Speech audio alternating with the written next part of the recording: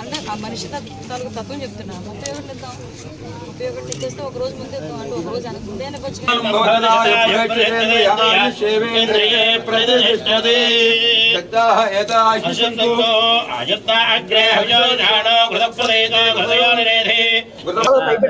ఈరోజు మాట నిలబెట్టుకునే దిశగా పెన్షన్దారులందరికీ కూడా 1వ తారీఖునే పెన్షన్లు అందజేస్తామని చెప్పి మాట ఇచ్చిన ప్రకారం 4000 రూపాయల పెన్షన్ ప్రకారం దానికి కూడా ఇంటింటికి తీసుకెళ్లి వాళ్ళకి ఇస్తాము అని చెప్పిన మాట నిలబెట్టుకోవడానికి ఈ రోజు గౌరవ చంద్రబాబు నాయుడు గారు ఒక రోజు ముందుగానే పెన్షన్ల పండుగ తీసుకురావడం జరిగింది. ఎందుకు ఈ మాట చెప్తున్నానంటే 1వ తారీఖు ఆదివారం వచ్చింది. ఈ ఆదివారం పెన్షన్లు ఇవ్వడంలో మళ్ళీ అధికారులు అదేవిధంగా ఎంప్లాయీస్ అందరూ కూడా మళ్ళీ ఇబ్బంది పడతారు.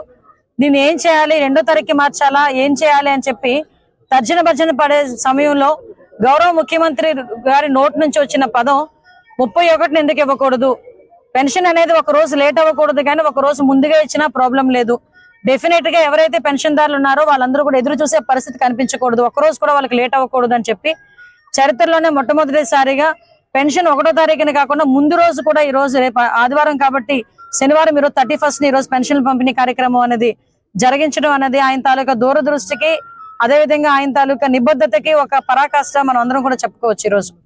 ఎందుకనంటే చంద్రబాబు నాయుడు గారు అదే ఎన్డీఏ ప్రభుత్వం చెప్పినట్టుగానే ఈ రోజు పెన్షన్ విధానంలో అందరికి కూడా ఆల్రెడీ ఈ టైంకే దగ్గర 76% పెన్షన్లు కూడా పంపిణీ చేయడం కూడా జరిగిపోయింది. అంటే ఒక రోజులోనే దగ్గర 95% పెన్షన్లు పంపిణీ చేసిన పరిస్థితి కూడా ఈ రోజు రాష్ట్ర ప్రభుత్వానికి ఉందంటే రాష్ట్ర ప్రభుత్వం తాలూకా ఎన్డీఏ ప్రభుత్వం తాలూకా నిబద్ధత ఎంతవరకు ఉందో మనందరం కూడా తెలుసుకోవచ్చు. అదేవిధంగా ఈ రోజు ఇందాకే మనకి ఎప్పుడైతే ఈ 3 రోజుల కాలంలో రాష్ట్రంలోని భారీ వర్షాలు మన అందరికీ కూడా తెలుసు. ఈ భారీ వర్షాల కారణంగా ఎక్కడా కూడా ఎటువంటి ఇబ్బంది కలగకూడదనే ఉద్దేశంతో ఇప్పుడే గౌరవ ముఖ్యమంత్రి గారు అందరు ఎమ్మెల్యేలతోని మంత్రులతోని అందరితోని కూడా ఇప్పుడు టెలికాన్ఫరెన్స్ కలెక్టర్లతో అందరితోని కూడా టెలికాన్ఫరెన్స్ తీసుకున్నారు. టెలికాన్ఫరెన్స్ లో చాలా క్లియర్ గా చెప్పారు ఎక్కడా కూడా ఒక ప్రాణం కూడా పోకూడదు, దానికి సంబంధించి ముందస్తు చర్యలు తీసుకోవాలని చెప్పడం, అదేవిధంగా ఇమీడియట్ గా నన్ను డిజాస్టర్ మేనేజ్మెంట్ లో కమాండ్ కంట్రోల్ రూమ్ లో ఉండమని నన్ను కూడా ఆదేశించడం జరిగింది. నేను ఇక్కడ నుంచి డైరెక్ట్ గా ఇప్పుడు కమాండ్ కంట్రోల్ రూమ్ కూడా వెళ్ళడం జరుగుతుంది.